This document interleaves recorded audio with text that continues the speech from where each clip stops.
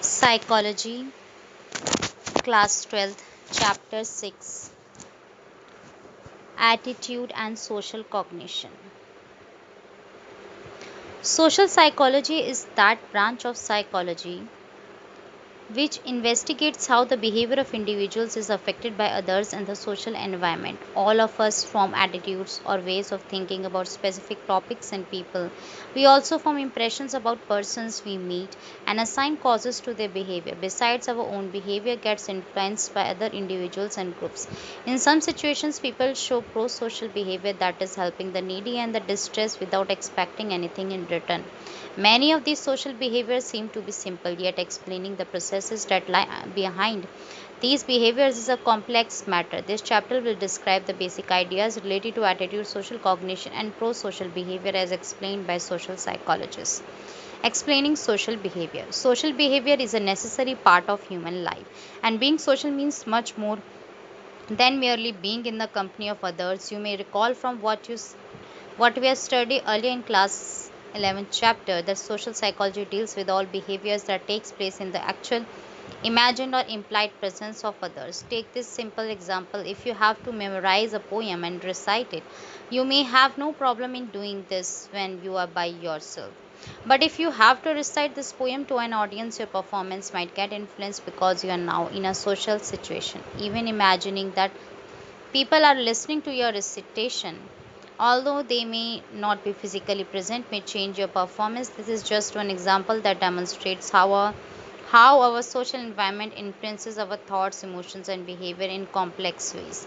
Social psychologists examine various forms of social behavior and try to explain their basis. Because of social influences, people form views or attitudes about people and about different issues in life that exist in the form of behavioral tendencies. When we meet people, we make inferences about their personal qualities. This is called impression formation. We are also interested in why people behave in the ways they do. That is, we assign causes to the behavior shown in specific social situations. This process is called attribution. Very often, impression formation and attributions are influenced by attitudes. These three processes are examples of mental activities related to the gathering and interpretation of information about the social world, collectively called social cognition. Moreover, social cognition is activated by cognitive units called schemas.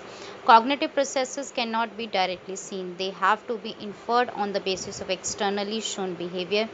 There are other examples of social influence that are in the form of observable behavior. Two such examples are social facilitation, inhibition, that is the improvement, decline in performance in the presence of others, and helping or pro-social behavior, that is responding to others who are in need or distress. In order to understand completely how the social context influences the individual, it is necessary to study both social cognitive processes and social behavior. Social psychologists have shown that one must go beyond common sense and folk wisdom in order to explain how people observe and make sense of their own and others' diverse behaviors. Through systematic and objective observation and by adopting scientific methods, it is possible to establish logical cause and effect relationships that explain social behavior. This chapter will give an account of the fundamental aspects of the topics mentioned above. We will begin with a description of attitudes, nature, and components of attitudes. For a few moments, quietly do the following mental exercise. Today, how many times did you tell yourself, in my opinion, or others may say so and so, but I feel? What you fill in the blanks are called opinions. Now continue the exercise. How important are these opinions to you? The topics of some of these opinions may be only moderately important to you. They are simply ways of thinking, and it does not matter much to you that others agree or disagree with your views. On the other hand, you may find that some other topics are extremely important to you. If someone opposes or challenges your views about these topics, you get emotional. You may have made some of these views part of your behavior. In other words, if your views are not merely thoughts but also have emotional and action components, then these views are more than opinions, they are examples of attitudes. All definitions of attitudes agree that an attitude is a state of the mind, a set of views or thoughts regarding some topic called the attitude object, which have an evaluative feature positive, negative, or neutral quality. It is accompanied by an emotional component and a tendency to act in a particular way with regard to the attitude object.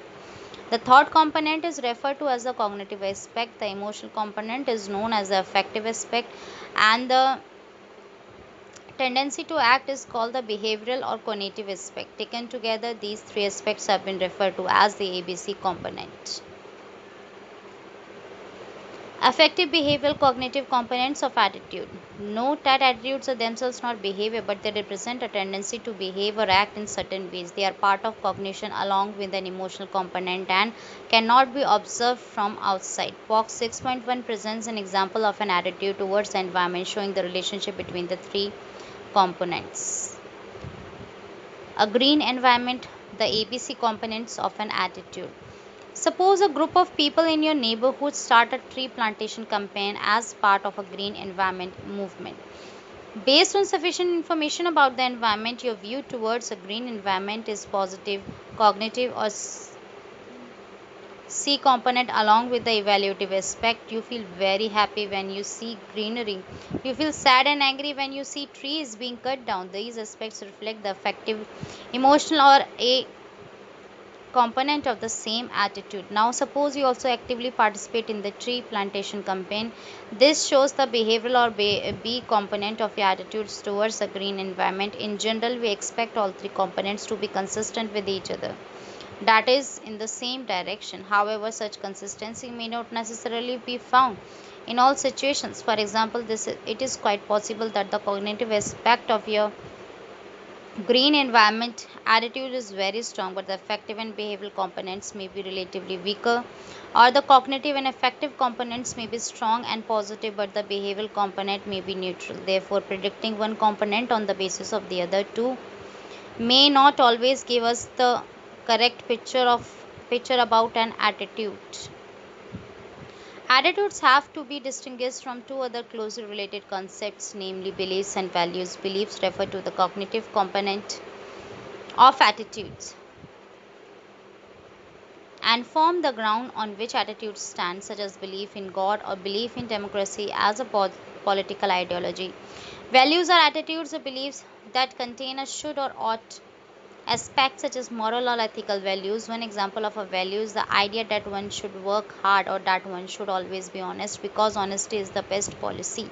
Values are formed when a particular belief or attitude becomes an inseparable part of the person's outlook on life. Consequently, values are difficult to change. What is the purpose served by an attitude? We find that attitudes provide a background that makes it easier for a person to decide how to act in new situations. For example, our attitude towards foreigners may indirectly provide a mental layout or blueprint for the way in which we should behave whenever we meet one.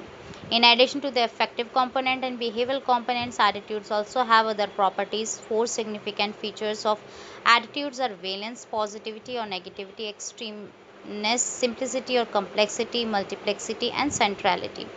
Valence, positivity or negativity. The valence of an attitude tells us whether an attitude is positive or negative towards the attitude object. Suppose an attitude, say towards nuclear research, has to be expressed on a 5-point scale ranging from 1 very hard to bad, 3 neutral, neither good or nor bad, and 4 good to 5 very good. If an individual rates her his view towards nuclear research as 4 or 5, this is clearly a positive attitude. This means that the person likes the idea of nuclear research and thinks it is something good. On the other hand, if the rating is 1 or 2, the attitude is negative. This means that the person dislikes the idea of nuclear research and thinks it is something bad. We also allow for neutral attitudes. In this example, a neutral attitude towards nuclear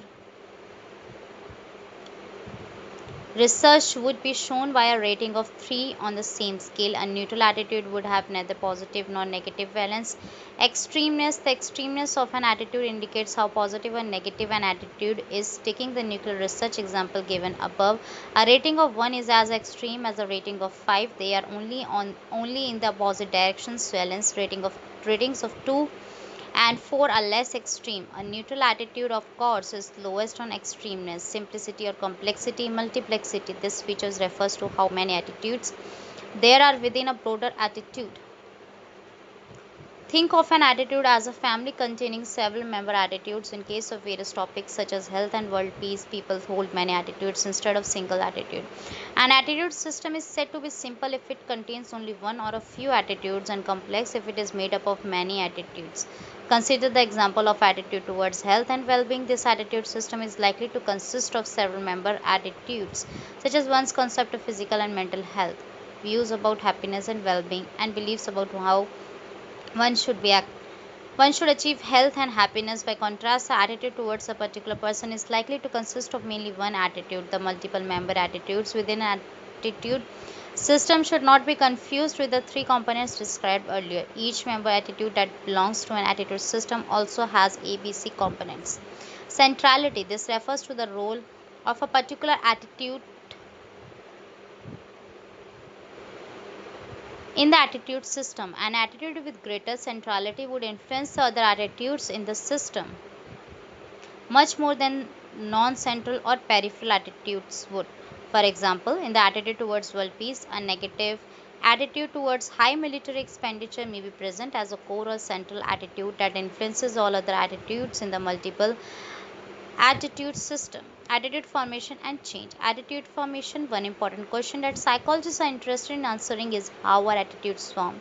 Like many other thoughts and concepts that develop and become part of our cognitive system, attitudes towards different topics, things, and people also are formed as we interact with others. However, there are specific conditions that lead to the formation of specific attitudes. In general, attitudes are learned through one's own experiences and through interaction with others. There are few research studies that show some sort of inborn aspect of attitudes, but such genetic factors influence attitudes only indirectly along with learning. Therefore, most social psychologists have focused on that conditions which lead to the learning of attitudes. Process of attitude formation. The process and conditions of learning may be different, resulting in varying attitudes among people.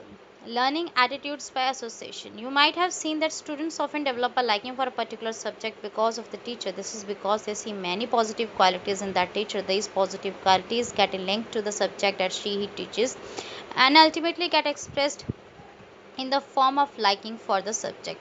In other words, a positive attitude towards a subject is learned through the positive association between a teacher and a student. Learning attitudes by being rewarded or punished. If an individual is praised for showing a particular attitude, chances are high that he will develop attitudes further. For example, if a teenager does yogasanas regularly and get the honor of being Miss Good Health in her school, she may develop a positive attitude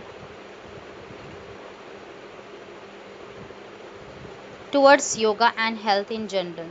Similarly, if a child constantly falls ill because she eats junk food instead of proper meals, then the child is likely to develop a negative attitude towards junk food and also a positive attitude towards eating healthy food. Learning attitudes through modeling, observing others. Often it is not through association or through reward and punishment that we learn attitudes. Instead, we learn them by observing others being rewarded or punished, or for expressing thoughts or showing behavior of a particular kind towards attitude object. For example, children may form a respectful attitude towards elders by observing that their parents show respect for elders and are appreciated for it. Learning attitudes through group or cultural norms. Very often we learn attitudes to the norms of our group or culture. Norms are unwritten rules about behavior that everyone is supposed to show under specific circumstances. Over time, these norms may become part of our social cognition in the form of attitudes. Learning attitudes through group or cultural norms may actually be an example of all three forms of learning described above. Learning through association, reward or punishment, and modeling. For example, offering money, sweets, fruit, and flowers in a place of worship is a normative behavior in some religions. When individuals see that such behavior is shown by others, it's expected and it's socially approved, they may ultimately develop a positive attitude towards such behavior and the associated feelings of devotion. Learning through exposure to information. Many attitudes are learned in a social context but not necessarily in the physical presence of others. Today, with the huge amount of information that is being provided through various media, both positive and negative attitudes are being formed. By reading the biographies of self actualized persons, an individual may develop a positive attitude towards hard work and other aspects as a means of achieving success in life. Factors that influence Attitude formation. The following factors provide the context for the learning of attitudes through the processes described above. First, family and social environment, particularly in the early years of life, parents and other family members play a significant role in shaping attitude formation. Later, the school environment becomes an important background for attitude formation. Learning of attitudes within the family and school usually takes place by association through rewards and punishments and through modeling. Two reference groups. Reference groups indicate to an individual the norms regarding acceptable behavior and ways of thinking. Thus, they reflect learning of attitudes through groups or cultural norms. Attitudes towards various topics such as political, religious, and social groups, occupations, national, and other issues are often developed through reference groups. Their influence is noticeable, especially during the beginning of adolescence at which time it is important for the individual to feel that he belongs to a group. Therefore, the role of reference groups in attitude formation may also be a case of learning through reward and punishment. Personal experiences. Many attitudes are formed not in the family environment or through reference groups, but through direct personal experiences which bring about a drastic change in our attitude towards people and our own life. Here is a real life example. A driver in the army went through a personal experience that transformed his life on one mission. He narrowly escaped death, although all his companions got killed. Wondering about the purpose of his own life, he gave up his job in the army, returned to his native village in Maharashtra, and worked actively as a community leader. Through a purely personal experience, this individual involved a strong positive attitude towards community upliftment. His efforts completely changed the face of his village. Media related influences. Technological advances in recent times have made audiovisual media and the internet very powerful sources of information that lead to attitude formation and change. In addition, school level textbooks also influence attitude formation. These sources first strengthen the cognitive and affective components of attitudes and subsequently may also affect the behavioral components. The media can the media can exert both good and bad influences on attitudes. On one hand, the media and internet make people better informed than other modes of communication. On the other hand, there may be no check on the nature of information being gathered and therefore no control over the attitudes that are being formed or the direction of change in the existing attitudes. The media can be used to create consumerist attitudes where non-existent and can also be harnessed to create positive attitudes to facilitate social harmony.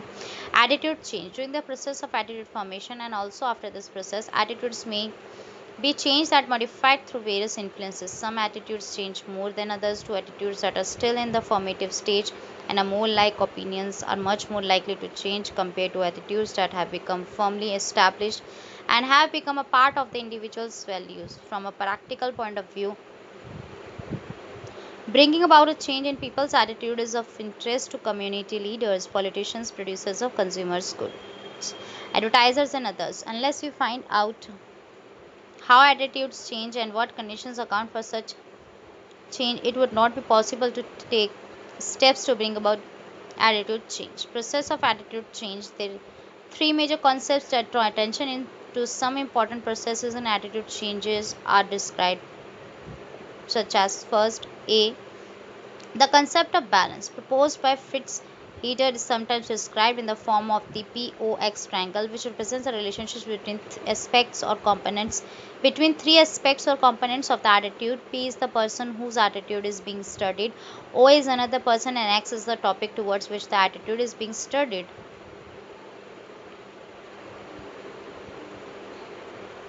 Attitude object. It is also possible that all three are persons. The basic idea is that an attitude changes if there is a state of imbalance between the PO attitude, OX attitude, and PX attitude.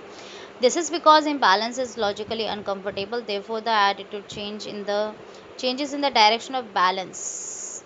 Imbalance is found when first all three sides of the POX triangle are negative or two sides are positive and one side is negative. Balance is found when first all three sides are positive and two sides are negative and one side is positive. Consider the example of dowry as an attitude topic X. Suppose a person P has a positive attitude towards dowry. PX positive. P is planning to get his son married to the daughter of some person O who has a negative attitude towards dowry OX negative. What should be the nature of the PO attitude and how would it determine balance or imbalance in the situation? If O initially has a positive attitude towards P, the situation would be unbalanced. PX is positive, OP is positive, but OX is negative. That is, there are two positives and one negatives in the triangle. This is a situation of imbalance. One of the three attitudes will therefore have to change. This change could take place in the PX relationship. P starts disliking dowry as a custom, or in the OX relationship, O starts liking dowry as a custom, or in the OP relationship, O starts disliking P. In short, an attitude change will have to take place so that there will be three positive relationships, or two negative and one positive relationship in the triangle. B. The concept of cognitive dissonance was proposed by Leon Festinger. It emphasizes the cognitive component. Here, the basic idea is that the cognitive components of an attitude must be consonant, opposite of dissonant, that is, they should be logically in line with each other. If an individual finds the two cognitions in attitude are dissonant, then one of them will be changed in the direction of consonance. For example, think about the following ideas. Cognitions. Cognition first, pan masala causes mouth cancer, which is fatal. Cognition 2, I eat pan masala. Holding these two ideas or cognitions will make an individual feel that something is out of tune or dissonant in the attitude towards pan masala. Therefore, one of these ideas will have to be changed so that consonance can be attained. In the example given above, in order to remove or reduce the dissonance, I will stop eating pan masala. Change cognition to be the this would be the healthy, logical, and sensible way of reducing dissonance. Festinger and Carl Smith, two social psychologists, conducted an experiment that showed how cognitive dissonance works. Both balance and cognitive dissonance are examples of cognitive consistency. Cognitive consistency means that two components, aspects, or elements of the attitude system must be in the same direction. Each element should logically fall in line with other elements. If this does not happen, then the person experiences a kind of mental discomfort. That is the sense that something is not quite right. In the attitude system, in such a state, some aspect in the attitude system changes in the direction of consistency because our cognitive system requires logical consistency. See, the two-step concept was proposed by Asim, an Indian psychologist. According to him, attitude change takes place in the form of two steps. In the first step, the target of change identified with the source. The target is the person whose attitude is to be changed. The source is the person through whose influence the changes to take place. Identification means that the target has liking and regard for the source. He puts himself in the place of the target and tries to feel like him. The source must also have a positive attitude towards the target and the regard, and attraction becomes mutual. In the second step, the source himself shows an attitude change by actually changing him behavior towards the attitude object. Observing the source's changed attitude and behavior, the target also shows an attitude change through behavior. This is a kind of imitation or observational learning. Consider the following example of two-step attitude change. P3 reads in the newspaper that a particular soft drink that she enjoys is extremely harmful, but Preeti sees that her favorite sportsperson has been advertising the same soft drink. She has identified herself with a sportsperson and would like to imitate him. Now, suppose the sportsperson wishes to change people's attitude towards this soft drink from positive to negative. The sportsperson must first show positive feelings for his fans, and then actually change his own habit of consuming that soft drink. Step 1, perhaps by substituting it with a health drink. If the sports person actually changes his behavior, it is very likely that now Preeti will also change her attitude and behavior and stop consuming the harmful soft drink. Step 2, factors that influence telling a lie for $20. After participating in a very boring experiment, a group of students were asked to tell another group of students waiting outside that the experiment was very interesting. For telling this lie to the waiting students, half of the first group of students was paid $1 and the other half were paid $20. After after some weeks, the participants of the boring experiment were asked to recall the experiment and to say how interesting they had found that experiment to be. The responses showed that the $1 group described the experiment as more interesting than the $20 group. The explanation was the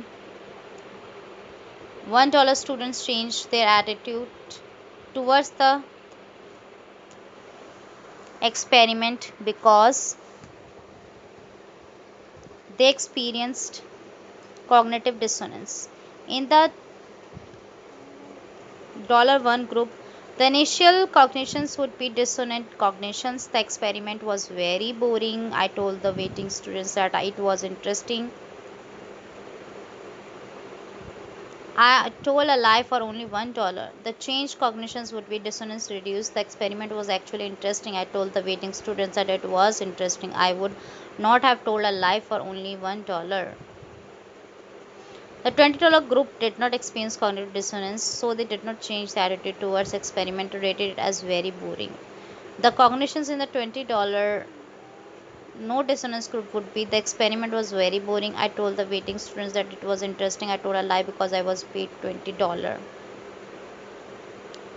Factors that influence attitude change. Whether attitudes will change, and if so, to what extent, is a question that puzzles many psychologists.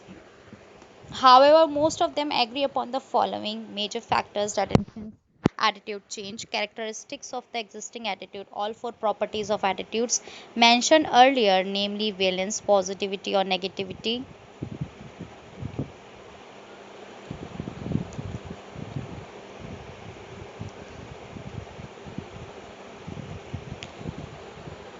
extremeness, simplicity or complexity, multiplexity, and centrality or significance of the attitude determine attitude change. In general, positive attitudes are easier to change than negative attitudes are. Extreme attitudes and central attitudes are more difficult to change than the less extreme. And peripheral, less significant attitudes are simple. Attitudes are Simple attitudes are easier to change than multiple attitudes are. In addition, one must also consider the direction and extent of attitude change. An attitude change may be congruent if it may change in the same direction as the existing attitude. For example, a positive attitude may become more positive, or a negative attitude may become more negative. For instance, suppose a person has a somewhat positive attitude towards empowerment of women. Reading about a successful woman may make this attitude more positive. This would be a congruent change.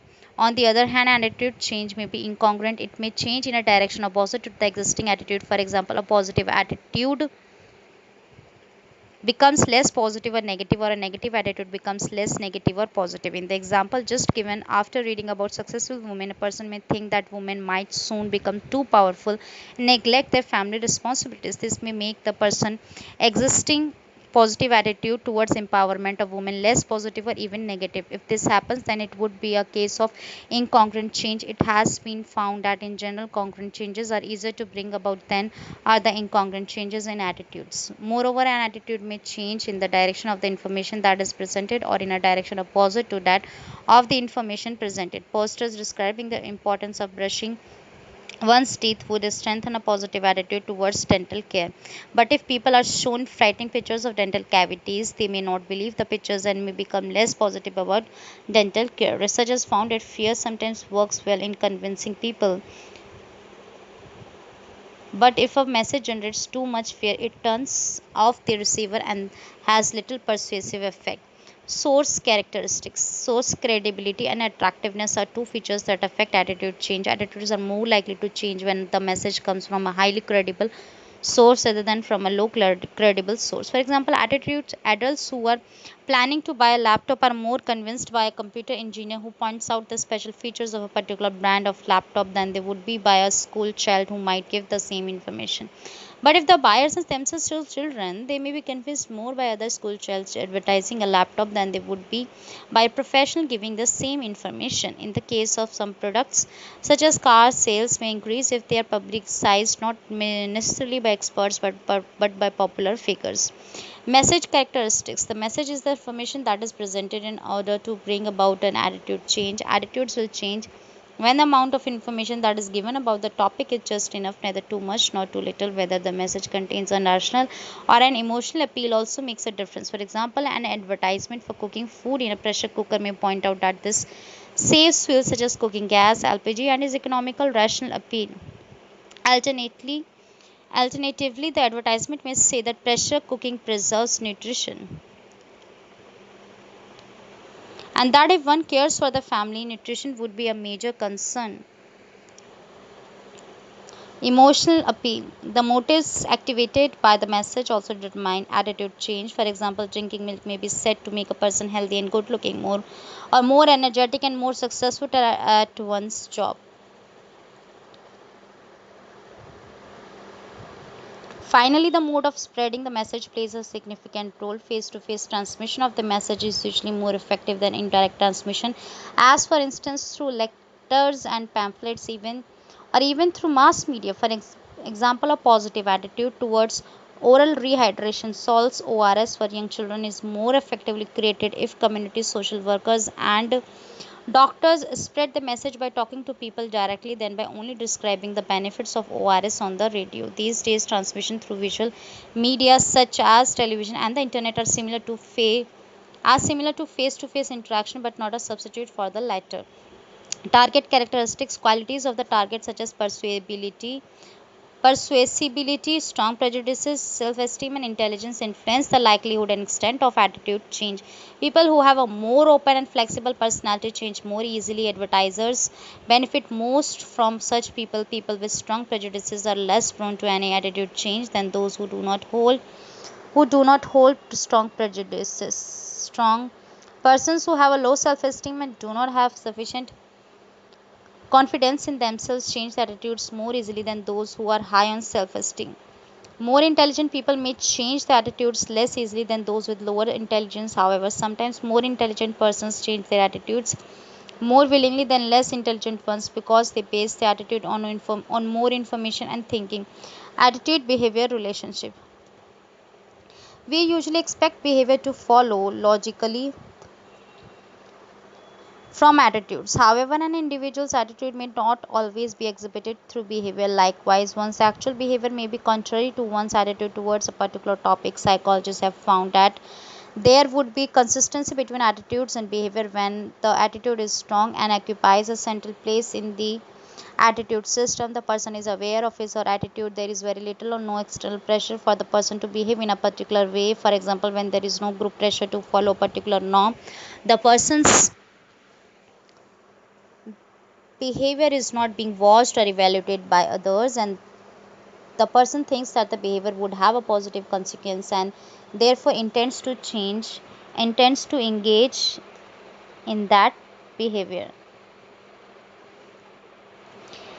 In the days in the days when Americans were said to be prejudiced against the Chinese, Richard Lapierre, an American social psychologist, conducted the following study. He asked a Chinese couple to travel across the United States and stay in different hotels. Only only once during these occasions they were refused service by one of the hotels. Sometimes later, Lapierre sent out questionnaires to managers of hotels and tourist homes in the same areas where the Chinese couple had traveled, asking them if they would give accommodation to Chinese guests. A very large percentage said that they would not do so. This response showed a negative attitude towards the Chinese, which was inconsistent with the positive behavior that was actually shown towards the traveling Chinese couple. Thus, attitude may not always predict actual pattern of one's behavior. Sometimes it is behavior that decides the attitude. In the experiment by Festinger and Carl Smith, which we have seen in box 6.2, students who got only $1 for telling others that the experiment was interesting discovered that they liked the experiment. That is on the basis of their behavior telling others that the experiment was interesting for only a small amount of money. They conclude that the attitude towards the experiment was positive. I would not have told a lie for this small amount of money, which means that the experiment was actually interesting. Prejudice and discrimination. Prejudices are examples of attitudes towards a particular group. They are usually negative and in many cases may be based on stereotypes. The cognitive component about the specific group As will be discussed below in the section on social cognition, stereotype is a cluster of ideas regarding the characteristics of a specific group. All members belonging to this group are assumed to possess these characteristics. Often, stereotypes consist of undesirable characteristics about the target group, and they lead to negative attitudes or prejudices towards members of specific groups. The cognitive component of prejudice is frequently accompanied by dislike or hatred. The affective component, prejudice, may also get translated into discrimination. The behavioral component, whereby people behave in a less positive way towards a particular target group compared to another group which they favor. History contains numerous examples of discrimination based on race and social class or caste. The genocide committed by the Nazis in Germany against Jewish people is an extreme example of how prejudice can lead to hatred, discrimination, and mass killing of innocent people. Prejudices can exist without being shown in the form of discrimination. Similarly, discrimination can be shown without prejudice, yet the two go together very often. Wherever prejudice and discrimination exist, conflicts are very likely to arise between groups within the same society. Our own society has witnessed many deplorable instances of discrimination with and without prejudice based on gender, religion, community, caste, physical handicap, and illnesses such as AIDS. Moreover, in many cases, discriminatory behavior can be curbed by law, but the cognitive and emotional components of prejudice are more difficult to change. Social psychologists have shown that prejudice has one or more of the following sources. Learning. Like other attitudes, prejudice can also be learned through association, reward, and punishment, observing others, group or cultural norms, and exposure to information that encourages prejudice. The family, reference groups, personal experiences, and the media may play a role in the learning of prejudices. People who learn prejudiced attitudes may develop a prejudiced personality and show low adjusting capacity, anxiety, and feelings of hostility against the outgroup. A strong social identity and in group bias. Individuals who have a strong sense of social identity and have a very positive attitude towards their own group boost this attitude by holding negative attitudes towards other groups. These are shown as prejudices. Scapegoating. This is a phenomenon by which the majority group places the blame on a minority outgroup for its own social, economic, or political problems. The minority is too weak or too small in number to defend itself against such accusations. Scapegoating is a group based way of expressing frustration, and it often results in negative attitudes or prejudice against the weaker group. Kernel of truth concept. Sometimes people may continue to hold stereotypes because they think that after all there must be some truth or kernel of truth in what everyone says about the other group. Even a few examples are sufficient to support the kernel of truth idea. Self-fulfilling prophecy. In some cases, the group that is the target of prejudice is itself responsible for continuing the prejudice. The target group may behave in ways that justify the prejudice that has confirmed the negative expectations. For example, if the target group is described as dependent and therefore unable to make progress, the members of this target group may actually behave in a way that proves this description to be true. In this way, they strengthen the existing prejudice. Strategies for handling prejudice. Knowing about the causes or sources would be the first step in handling prejudice. Thus, the strategies for handling prejudice would be effective if they aim at first a. Minimizing opportunities for learning prejudices. B. Changing such attitudes. C. De emphasizing a narrow social identity based on the in group. And D. In discouraging a tendency towards self fulfilling prophecy among the victims of prejudice. These goals can be accomplished through education and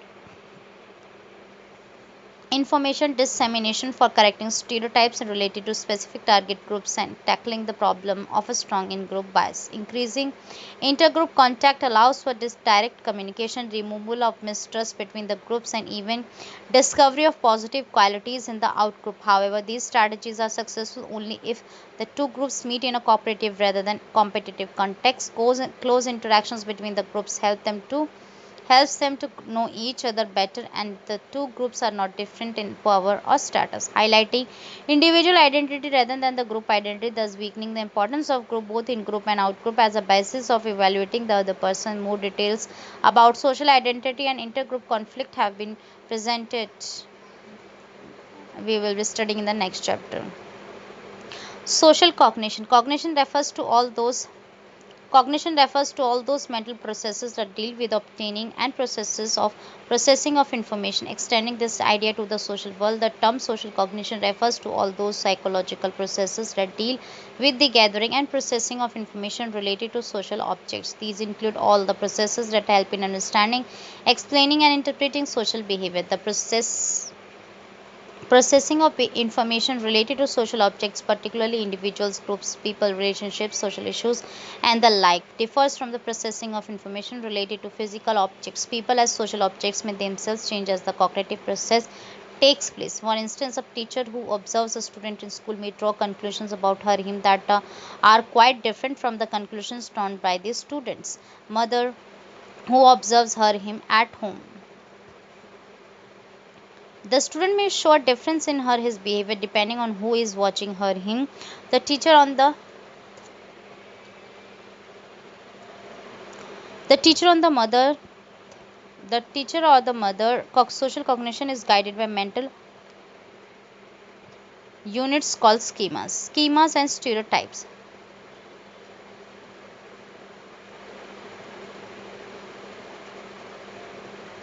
A schema is defined as a mental structure that provides a framework, set of rules or guidelines for processing information about any object. Schemas or schemata are the basic units stored in our memory and function as shorthand ways of processing information, thus reducing the time and mental effort required in cognition. In the case of social cognition, the basic units are social schemas. Some attitudes may also function like social schemas. We use many different schemas and come to know about them through analysis and examples. Most of these schemas are in the form of categories or classes. Schemas that function in the form of categories are called prototypes, which are the entire set of features or qualities that help us to define an object completely. In social cognition, category based schemas that are related to groups of people are called stereotypes. These are category based schemas that are overgeneralized and are not directly verified and do not allow for exceptions. For example, suppose you have to define a group G. If you have never directly known or interacted with a member of this group, you will most likely to use your general knowledge about the typical member of group G. To that information you will add your likes and dislikes. If you have heard more positive things about group G, then your social schema about the whole group will be more positive than negative. On the other hand, if you have heard more negative things about group G, your social schema will be in the form of a negative stereotype. The inferences you have drawn are not the result of your logical thinking or direct experience but are based on preconceived ideas about a particular group. The next time you actually meet a member of group G, your impression of this person and your behavior towards her him will be influenced by your stereotype. It was mentioned earlier that stereotypes provide fertile ground for the growth of prejudices and biases against specific groups, but prejudices can also develop without stereotypes. Impression formation and explaining behavior or others through attributions. Every social interaction begins with the formation Every social interaction begins with the formation of an impression about the persons we meet. Public figures and applicants appearing for job interviews are good examples that show it is very important to make a good impression on others. The process of coming to know a person can be broadly divided into two parts: A. Impression formation, and B. Attribution. The person who forms the impression is called the perceiver. The individual about whom the impression is formed is called the target. The perceiver gathers information about the quality. The perceiver gathers information or responds to a given information about the qualities of the target, organizes this information and draws inferences about the target. And attribution, the perceiver goes further and explains why the target behaved in a particular way. Attaching or assigning a cost for the target's behavior is the main idea in attribution. Often perceivers may form only an impression about the target, but if the situation requires it, they may also make attributions to the target. Impression formation and attribution are influenced by the nature of information available to the perceiver. Social schemas in the perceiver, including stereotypes, personality characteristics of the perceiver, and situational factors.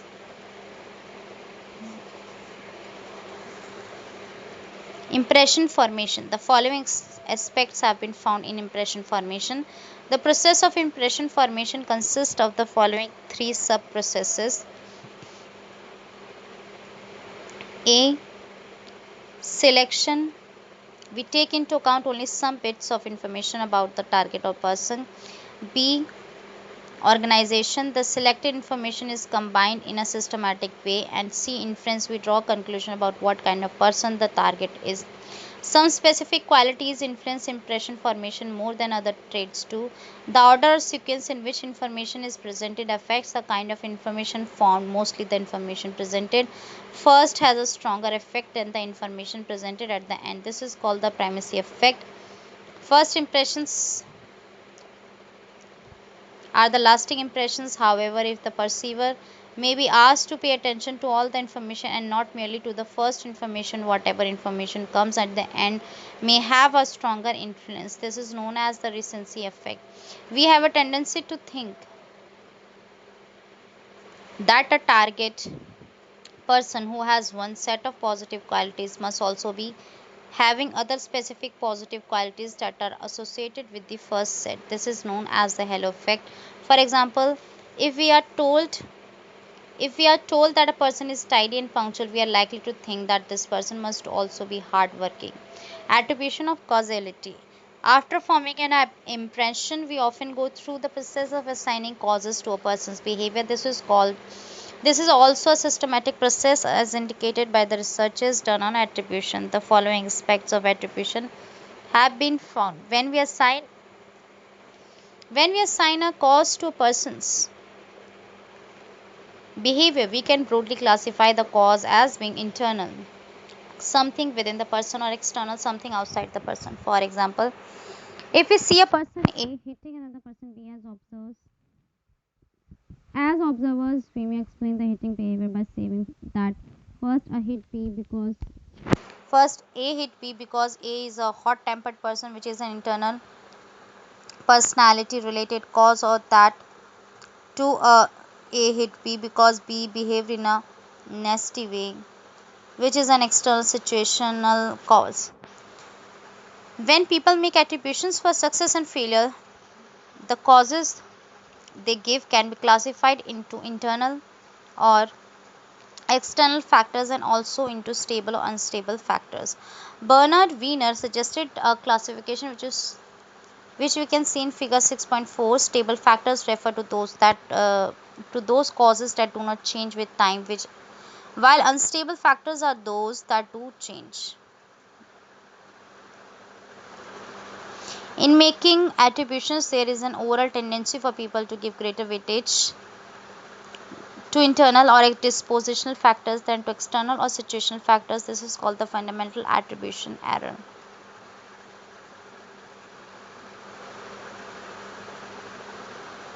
This tendency is stronger in some cultures than it is in others. For instance, research shows that Indians tend to make more external situational attributions than Americans do. There is a difference between the attribution made for success and the attribution made for failure. In general, people attribute success to internal factors such as their ability or hard work. They attribute failure or external factors such as bad luck, the difficulty of the task, and so on.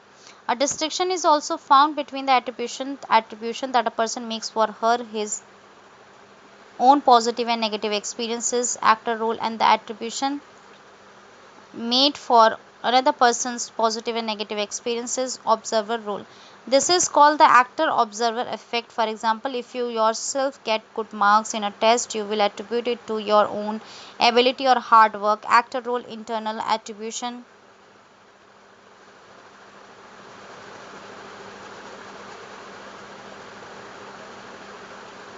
for a positive experience. If you get bad marks,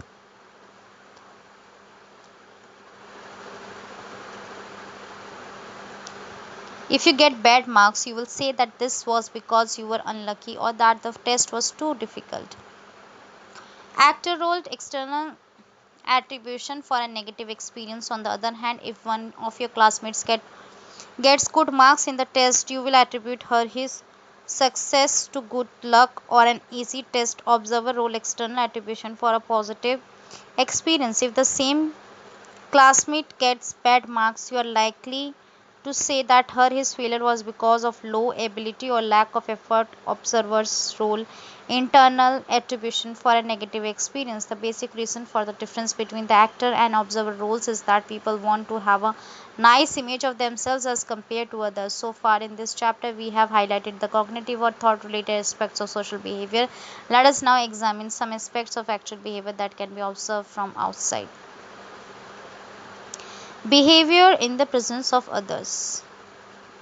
One of the first observations made about social behavior was that performance on specific tasks is influenced by the mere presence of others. This is called social facilitation. For example, Reena is about to participate in a music contest. She is very talented, yet she is feeling very nervous about the event. If you were in Reena's place, would you perform better in front of an audience or when you are alone? As early as 1997, Norman Triplett observed that individuals show better performance in the presence of others than when they are performing the same task alone. For instance, cyclists racing with each other perform better than when they cycle alone. With time, more details came to be known about this phenomenon. Better performance in the presence of others is because a person experiences arousal, which makes a person react in a more intense manner. This explanation was given by Je- Zedong. This name is pronounced to rhyme with science. The arousal is because the person feels she or he is being evaluated. Cottrell called this idea evaluation apprehension. The person will be praised if the performance is good, reward, or criticized if it is bad, punishment. We wish to get praise and avoid criticism, therefore, we try to perform well and avoid mistakes. The nature of the task to be performed also affects the performance in the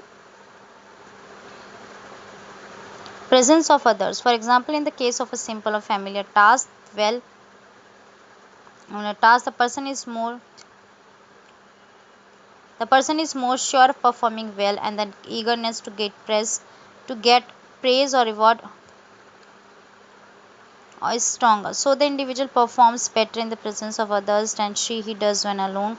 But in the case of a complex or new task, the person may be afraid of making mistakes. The fear of criticism or punishment is stronger, so the individual performs worse in the presence of others than he does when alone. If the others present are also performing the same task, this is called a situation of co-action. In this situation, there is social comparison and competition. Once again, when the task is simple or a familiar one, performance is better under co-action than when the person is alone. In short, task performance can be facilitated and improved or inhibited and worsened by the presence of others. Many other kinds of social influence have been noticed. For example, if we are working together in a group, the larger the group, the less effort each member puts in.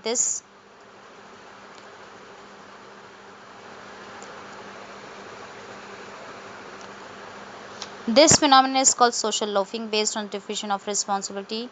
We will read about social loafing in other chapter. Diffusion of responsibility, which is often the basis of social loafing, can also be frequently seen in situations where people are expected to help. We will look into this aspect and other factors in helping behavior in the section that follows. Pro-social behavior. Throughout the world, doing good to others and being helpful is described as a virtue. Our religions teach us that we should help those who are in need. This behavior is called helping or pro-social behavior. Pro-social behavior is very similar to altruism, which means doing something for or thinking about the welfare of others without any self-interest. In Latin, alter means other, the opposite of ego, which means self. Some common examples of pro-social behavior: sharing things, cooperating with others, helping during natural calamities, showing sympathy, doing favors to others, and making charitable donations. Pro-social behavior has the following characteristics: it must aim to benefit or do good to another person or other persons, be done without expecting anything in return, be done willingly by the person and not because of any kind of pressure, and involve some difficulty or cost to the person giving help. For instance, if a rich person donates a lot of money that is obtained illegally with the idea that his photograph and name will appear in the newspapers, this cannot be called pro social behavior, although The donation may do good to many people. In spite of the great value and importance attached to pro-social behavior, people do not show such behavior very often. Immediately after the Mumbai blast on 11 July 2006, the community stepped forward to help the blast victims in any way they could. By contrast, on an earlier occasion, nobody came forward to help a girl on a moving suburban train in Mumbai when her purse was being snatched. The other passengers did nothing to help and girl was thrown out of the train. Even as the girl was lying injured on the railway tracks, people living in the buildings around the area did not come to help her. The question then is, under what conditions and with what motives do people help others? Research on pro-social behavior has brought about out several factors that affect pro-social behavior. Factors influencing pro-social behavior. First, pro-social behavior is based on an inborn natural tendency in human beings to help other members of their own species. In this inborn tendency facilitates survival of the species. Next, pro-social behavior is influenced by learning. Individuals who are brought up in a family environment that sets examples of helping others, emphasizes helping as a value, and praises helpfulness, and showing more pro-social behavior than individuals who are brought up in a family environment devoid of these features. Next, cultural factors influence pro-social behavior. Some cultures actively encourage people to help the needy and distressed. In cultures that discourage independence, individuals will show less pro-social behavior because people are expected to take care of themselves and not to depend on help from others. Individuals in cultures suffering from a shortage of resources may not show a high level of pro-social behavior. Pro-social behavior is expressed when the situation activates certain social norms that require helping others. Three norms have been mentioned in the context of pro-social behavior. For A, the norm of social responsibility, we should help anyone who needs help without considering any other factor. B, the norm of reciprocity, we should help those persons who have helped us in the past. C, the norm of equity, we should help others whenever we find that it is fair to do so. For example, many of us may feel that it is more fair to help a person who has lost all belongings in a flood than to help a person who has lost everything through gambling. Pro-social behavior is affected by the expected reactions of the person who is being helped. For example, people might be unwilling to give money to a needy person without because they feel that the person might feel insulted or may become dependent. Pro-social behavior is more likely to be shown by individuals who have a high level of empathy, that is the capacity to feel the distress of the person who is to be helped, such as Baba Saheb Amte and Mother Teresa. Pro-social behavior is more likely to in situations that arouse empathy, such as a picture of starving children in a famine. Pro-social behavior may be reduced by factors such as a bad mood, being busy with one's own problems, or feeling that the person to be helped is responsible for her his own situation. That is when an internal attribution is made for the need state of the other person. Pro-social behavior may also be reduced when the number of bystanders is more than one. For example, the victim of a road accident sometimes does not get help because there are many people standing around the scene of the accident. Each person thinks that it is not her his responsibility alone to give help, and that someone else may take the responsibility. This phenomenon is called diffusion of responsibility. On the other hand, if there is only one bystander, this person is more likely to take the responsibility and actually help the victim. In this chapter, we have learnt about the basic concepts of attitudes and social cognition and got a glimpse of some forms of social behavior. In the next chapter, we will read about the influence of groups on the individual. Summarizing the chapter, human beings have a need to interact with and relate to others and to explain their own as well as others' behavior. Next, people develop attitudes or thoughts and behaviors tendencies through learning processes, family and social influences, reference groups, and the media. Attitudes have an effective cognitive and behavioral component and can be understood in terms of valence, extremeness, simplicity or complexity, multiplexity, and centrality. Attitude change takes according to the Attitude change takes according to the balance concept, cognitive consonance, and the two-step concept. Attitude change is affected by characteristics of the source, the target, and the message. Negative attitudes prejudices towards a group often create conflicts within a society and are expressed through discrimination. But there are practical strategies for handling prejudice, The entire set of processes involved in understanding the social world around us is social cognition, which is guided by mental structures known as social schemas. One kind of social schema, as stereotype, contains overgeneralized beliefs about a particular group, often lead to and strengthens prejudices. Impression formation takes place. Impression formation takes place in a systematic way and exhibits effects such as primacy and recency and the halo effect.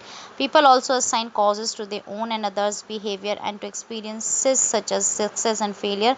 By attributing internal or external causes, attribution shows effects such as the fundamental attribution error and actor observer effect. Because of arousal and evaluation, apprehension in the presence of others, performance of familiar tasks may improve social facilitation and performance of unfamiliar or new tasks